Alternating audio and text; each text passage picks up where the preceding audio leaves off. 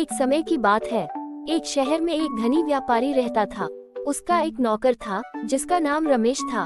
रमेश बहुत ही घमंडी और आत्ममुग्ध था।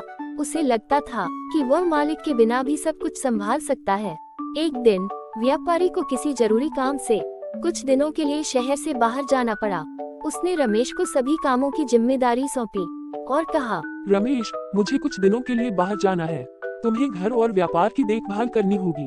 रमेश ने आत्मविश्वास से कहा, आप परेशान न हो मालिक, मैं सब कुछ संभाल लूंगा।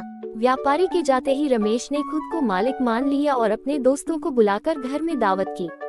उसने व्यापार में भी मनमानी करनी शुरू कर दी और फालतू के खर्चे करने लगा। कुछ दिनों बाद व्यापारी वापस लौटा।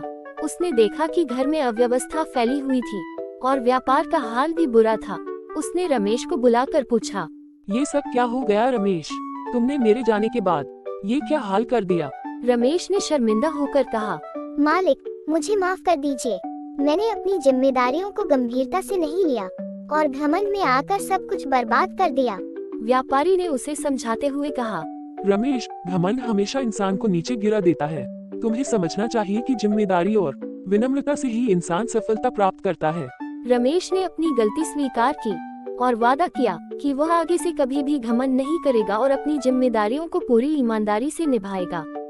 इस कहानी से हमें ये सीख मिलती है कि घमंड हमेशा इंसान को नुकसान पहुंचाता है और विनम्रता से ही सफलता मिलती है।